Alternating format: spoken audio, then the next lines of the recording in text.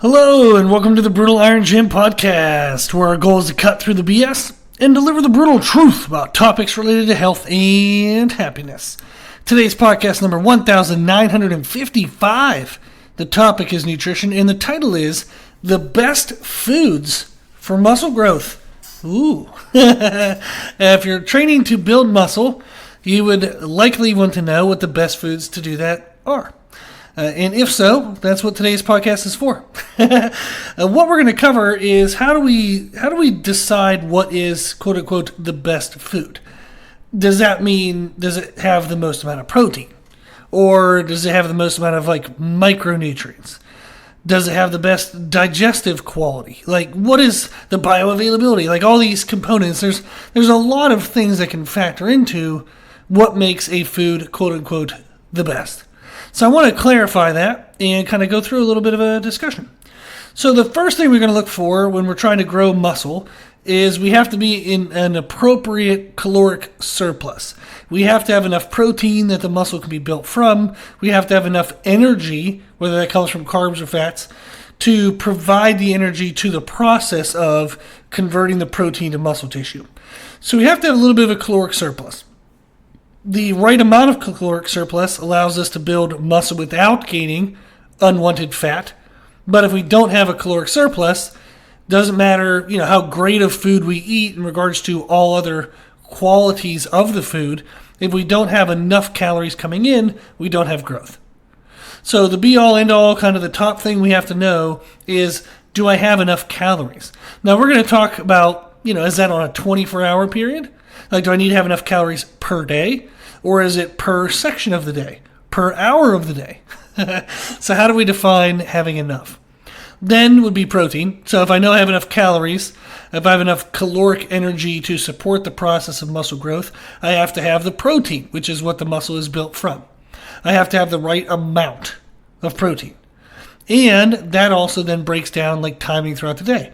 If I have all my protein at one meal of the day, is that appropriate? Is that quote unquote best? Or should I have my protein spread out throughout the day? The next thing I have clients focus on is to keep their sugar levels low away from workouts.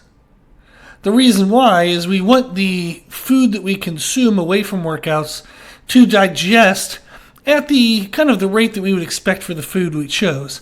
If I choose something that's really high in fats, I know that's going to be a slow digesting meal. If I choose something that's kind of like a moderate or medium carbohydrate, it might take 3, 4, 5 hours to digest, where a fats item could take 8 to 12 hours or even longer to digest. I'm going to choose the foods I'm eating based on the time between my meals, and maintaining a proper amount of sugar throughout the day and per meal ensures that the timing and the digestion of those meals doesn't happen kind of too fast.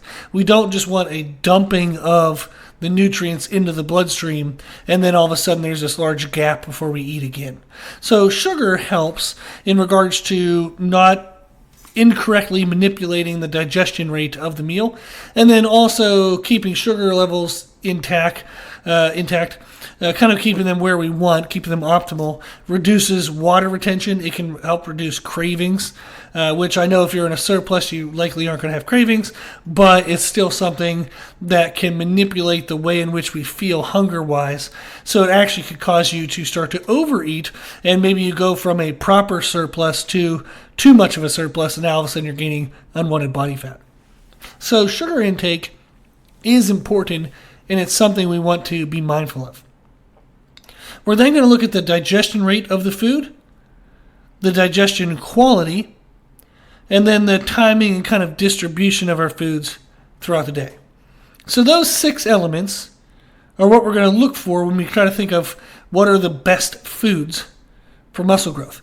Calories, protein, sugar, digestion rate, digestion quality, and then distribution or the timing of those foods throughout the day. What's interesting, and at least I find this interesting, is if you go to YouTube and you watch an IFBB pro or even a natural pro, like a drug-tested pro, do a day in the life where you get to see what they eat, what you're going to find is that there's a large variety of foods that the athletes consume. Some will do shakes, a lot of shakes, some will do no shakes, and they'll say like shakes are the worst thing ever. But yet somebody apparently has earned a pro card doing shakes. So you're going to find some opinions that aren't necessarily facts, but they're opinions. But people will use shakes, some will not use shakes. Some will use, like beef, like fatty meats. Others will say that that's, horrible and you should stay away from that. Some people are going to do it vegan or vegetarian. Some people are going to eat a lot of animal products. There's going to be a lot of variety to the specific food selections that you see. But what is underlyingly consistent in all the situations is the calories, the protein, the sugar, digestion rate, digestion quality, and timing. They're all, no matter what foods they eat, they're aiming to have an appropriate surplus. They're all, no matter what foods they eat, aiming to have an appropriate amount of protein. They're all aiming to minimize sugar outside of training. They're all aiming to eat a meal and have it be processed and be hungry enough by the time for their next meal, whenever that time might be. Maybe they eat in 4-hour blocks, like every 4 hours. Maybe they eat, I have a meal now, then I have 3 hours I can eat, but then I have to go 6 hours without eating. So that meal before the 6 hours, I increase my fat content in that meal to make sure it digests slower. So that way, if I have to wait 6 hours to eat, it actually matches when I'm going to be eating next. So no matter what foods they pick, maybe they do that by adding more like yolks to breakfast. Or they add more of like a fatty type meat. Maybe they add oil, like fatty oils. Maybe they add like nuts or like a nut butter. Anything that has fats. They might be adding something to a meal to slow down the digestion of that meal. Others might be taking fats away from their meals so their meals process faster so they can eat more often throughout the day if they struggle to eat enough. So when I have clients who struggle to eat enough during the day, we keep their fats very low. Everything they eat processes a little bit quicker, therefore they can get a whole extra meal in by the end of the day and not feel stuffed and bloated and miserable. Then every video you look at, they're all selecting foods that have the best digestive quality for themselves. A lot of professionals, a lot of high-end people, they'll take digestive enzymes and digestive aids. They're very mindful of their digestive quality. So they'll take, probiotics, things like that. Like Zypan is something that you can take to help break down high fat content meals. There's a lot of different things you can take supplemental-wise to help with digestion. And then the timing and the distribution is going to be scheduled around their activities for the day. When do they work out? Do they have meetings they have to deal with? Do they have to travel? And like I said, do they struggle to get enough meals in, so they try to time it to where they get more food in more often? But those are all the elements that when you watch any video of anybody telling you what they eat, all of these underlying components are in place regardless of the actual foods that they choose. So it's important for us to know that. How do we know what are the right amount of calories? I do have podcast 1232, which is a good podcast that you can listen to. And we also have, let me see here. There was one we did recently where it was like create your own nutrition program. So let me see if I can find that one, which I know I cannot. Okay, so podcast 1232 is a great podcast. If you can't go back that far to that podcast, you can go to our website, www.brutalirongym.com. Go to the free nutrition education page. The first thing on that page is how to create your own nutrition program. So it links together that podcast. You can listen to it, and then you can follow the steps. So if you want to write your own nutrition program, which would include trying to figure out, how much protein you should have, how many calories you should have, the way it should be timed, all that is available on the website totally for free. And then the other podcast I was talking about was podcast 1928, so it's not too many ago. It was a Q&A podcast titled Writing Your Own Nutrition Program. So you can listen to that podcast, 1928. You can go to the website, but either way, you're going to find the answers on how to personally, like for your individual needs, find the calories you should be at, the protein you should be at, Sugars, I tend to try to aim for everybody to be under 60 grams per day. Some people, if they're coming at me with like 200 gram intake, we just try to get down to 100. Then as they do well from there, we might go down to 80, then down to 60. But typically I have most people around 60 grams of sugar a day. Then for digestion rate, digestion quality, and then the timing of the foods, that's all very individualistic. So let's touch on that a little bit. One of the things we're going to look at is, when do you work out? That will influence the foods that you pick. So for example, if you work out in the morning, if you're trying to build muscle tissue, you absolutely should not work out fasted. Don't do it. Literally, just stop. Don't do that. The reason why is your body will not perform with its best performance, creating the best stimulus if you're in a fasted state. So podcast 614, if you want to find that podcast, it's an older one. So you can go to our website, www.brutalirongym.com. On the bottom of the homepage, we have a podcast player that goes back 300 episodes. But underneath that are instructions on how to find older podcasts. Podcast 614, we talk about the effects of caffeine-fueled fasted workouts. So if you just pop some caffeine in your face and then work out in a fasted state, it 100% will eventually hold you back. No doubt, no exceptions. The only people that you'll see maybe quote-unquote get away with it will do morning cardio in a fasted state. Not their weight training. They'll do cardio in a fasted state. And typically, they're going to be hormonally supported. They're going to have exogenous forms of testosterone. They're going to be taking some other drugs. And that's going to help protect their muscle from being broken down. But if you are not on drugs, like the steroids and like illegal type ones, hormonal protective ones, and you do fasted cardio, you will lose muscle tissue.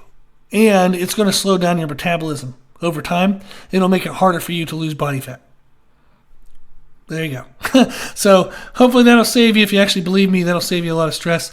Everybody I've ever gotten an IFBB Pro card with, drug-tested Pro card, anybody that's got on stage, we've never done fasted cardio. I tried it when I was younger myself and with a couple clients back in the day, like way back in the day. It just never felt right. It never felt effective. When people first started doing this, I think it was like maybe the early 2000s. And it kind of became like a thing, is fasted cardio. Then all of a sudden they did research a little bit. Bodybuilders were trying it in the gym and they're like, yeah, it's not working as well as I thought. Like I did it a lot pre-contest. I came into the contest a lot less muscle than I thought I would. So I found out that, I need to do fasted cardio, but I need to have protein ahead of time. So all of a sudden it was fasted cardio, but you're supposed to take a protein shake beforehand. Well, then they found out that, that didn't quite work. It made fat loss harder later in the prep because the metabolism adjusted. So I'm going to do fasted cardio, but I'm going to have protein ahead of time and a quick, low amount of carbohydrates. So maybe it would be like I'm going to have a banana and like protein powder. And then that'll be my fasted cardio. It's not fasted anymore, jackasses. Like, what are you? It's annoying. But that was what it started becoming. It's like, well, you want to do your fasted cardio in the morning, but you want to have some carbs beforehand and some protein beforehand. Well, it's not fasted cardio. Like, no. It used to drive me insane. Because there are very educated people that would say it that way. And I'm like, just stop saying fasted cardio. The reason why they wanted to keep saying it was because they've been telling everybody to do it. So they were trying to make sure that it still looked like they were right. But it's like, no, it is just not the most optimal way of doing it. Absolutely not. So I would recommend you don't do that. If you work out in the morning, you want to have some calories ahead of time. Simple carbohydrates, quick and simple protein. Mostly those are going to be like sugars and then some kind of protein powder. That's typically going to be the best source. Then you want to favor the beginning of the day for the majority of your calories. So I encourage clients to break their days down into 3 6-hour time blocks. We can manage our macronutrients per 24 hours relatively easily in concept. I know there's some challenge to it, but the concept, the understanding concept of, calories and protein per 24 hours makes sense. The downside is our body absolutely does not use calories and protein per 24 hours. It uses it per second. So within a 24-hour period, I can have very unoptimal intake frequencies. I can have really large gaps without calories, then have too many calories at once. I can have large gaps without protein, but then so much protein at once it's not even truly optimized.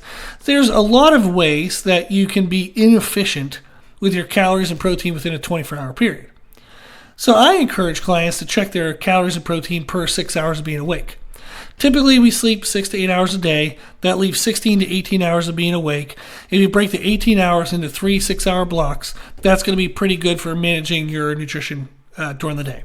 So the first 6 hours, I would encourage people in most situations to have a third of their calories and protein because it's the first 1/3 of them being awake. The second 6 hours have the second third of your calories and protein. The final 6 hours have the final third of your calories and protein. Now, when I get into higher level clients, we'll change that distribution up. Rather than doing third, we do what's called half, quarter. So the 6-hour time block associated with when they work out, we will have half of our daily calories and protein, or as close to that as we can. And then in the other 2 6-hour time blocks that we aren't working out in, we would only have a quarter, 25% of our calories and protein. So if I have 50% in one of my thirds, and then I have a quarter and a quarter, that gives me my 100%. But the idea is the time block in which you work out, you would want to consume more calories and protein than the other time blocks. So our distribution for morning workouts might be in the first 6 hours of being awake, we want to have a half of our calories and protein. Then the next 6 hours, a quarter, 25%. The final 6 hours or so, 25%. That's going to be great. And for most people, that'll look wonderful. You'll feel fantastic, assuming you're having the right calories, protein, and sugars are controlled. And then for digestive quality, you're going to just consume foods that digest well. If something makes you bloated, stop eating that. If you eat something and you have to run to the restroom afterwards, stop eating that. Try to find foods that when you consume them, you like the taste, and your body doesn't try to get rid of it immediately. That kind of process. Now, if you work out midday, our distribution will be changed to the second 6-hour time block will likely be when you'll have the majority of your calories and protein. So the other 2 time blocks, the calories and protein comes down. So you might follow a quarter, half, quarter kind of schedule. With that one, we would want to have carbs for breakfast. So even though you're not going to work out till midday, we want to have carbs at breakfast because you're waking up with less than full glycogen storage, which is carbohydrate storage in the muscles. So you want to have carbs for breakfast so that we can start to fill up your glycogen storage, your carbs stored within the muscle storage, because that's energy for workouts. And then after workouts, since it's already midday, it might even be afternoon now, you want to bring your carbs down. I would typically focus on having less carbs in the second half of the day and have more of my carbs in the first half of the day. So we want to have carbs leading into the workout, not coming out of the workout. Now, we just talked about early morning workouts. That's a little different because after the workout, you still have the whole rest of the day to go. So the first half of the day, I would still consume carbohydrates, but then I would start to taper the carbohydrates off in the second half of the day and favor more fats because we're not going to be as active. We're not going to be utilizing the food that we're consuming as quickly. So therefore, it would make sense for us to have it want to digest slower. Then if you work out in the evening, you can have carbs or fats for breakfast, whatever your preference is. As long as your calories are controlled, you're not going to worry about a surplus of, if I eat carbs, you're not going to immediately get fat. It would just be if you overate carbs, you would get fat. Just likewise, if you eat fats for breakfast, that's not some kind of, special, amazing, I had a keto breakfast, therefore I'm going to be leaner. No. If your calories aren't correct or controlled, then it's very easy to overeat calories with fats because there's over twice as many calories per volume of food of fats than there is in carbs and protein. There's 9 calories per gram of in fats, where there's 4 calories per gram, and these are averages, 4 calories per gram in carbs and protein. So when you eat a volume of fats compared to a volume of carbs and protein, you're going to get twice as many calories from fats. So when people think, well, I have fats for breakfast, I don't eat carbohydrates, so I don't have to worry about getting fat. No, that's not how that works. Can't eat a pound of bacon and then just be like, oh, I'm totally fine because I didn't have carbs. No, you're still going to count calories. You're still going to figure out how many calories were in the bacon, how many protein was in the bacon. Still got to do all the same math. So whether you have carbs or fats is a matter of preference. But the reason why we would want to have carbs before a workout is it's a better energy source. Our body will break that down quicker, store it into the muscles. We'll have more kind of gas in our gas tanks of our muscles, so we can have better workouts. You will have better workouts when you're fueled by carbohydrates than fats for most people, 99% of people. I very rarely have ever worked with anyone who, when they were training for maximum muscle growth, they did better on a higher fat content diet than a higher carb content diet. It's damn near exclusive. That carbohydrates are better when eating for growth. And one of the main reasons why, since it digests quicker, you can eat more often throughout the day, you can get more calories in, you can get enough calories and protein in to meet your goals. Often when people consume a large amount of fats, they struggle to eat often enough. They can eat a lot of calories in one meal. They might have a 1,500 calorie meal, but they're so full that they only have 2 of those a day. And it doesn't give them enough calories, doesn't give them enough protein. Whereas if they have, say, just 1,000 calorie meal of carbs and protein, they can have 4 of those because they digested quick enough, and now all of a sudden they have enough calories, they have enough protein. So a matter of carbs versus fats is preference in regard to digestive timing and the time you have between meals. Let's say an evening workout person, like we said, carbs or fats for breakfast. You're probably going to have carbs midday, so that way you have a little bit more full glycogen stores leading into the workout in the evening. And then post-workout, I'm probably going to do exclusively fats and protein. There's really no need for carbs because you're about to go home and go to bed. There you go. Now, the distribution for that is you can still favor that final time block, have more calories and protein there, but you're going to be having it through fats and protein, not carbs and protein.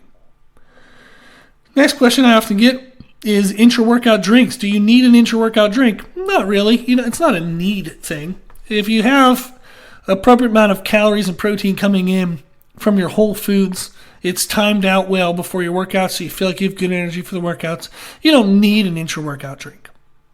I prefer to have one because that is when my body is in the most kind of need and has the highest demand for calories for energy and protein for repairs and starting to push the growth process. So I prefer to actually have my energy consumed through whole foods ahead of the workout.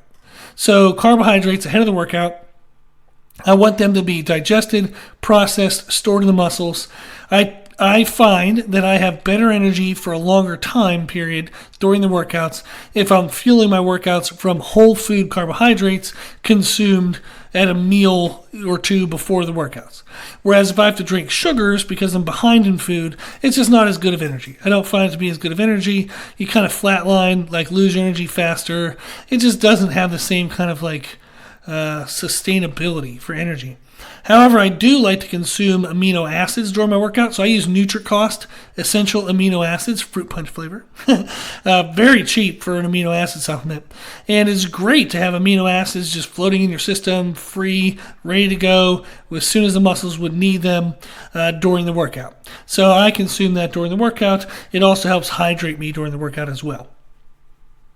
So when it comes to the best foods, quote unquote, the best foods for muscle growth, there isn't necessarily you should have, white rice compared to brown rice, or you should have, white potato compared to sweet potato. The specific food is going to be an individual preference.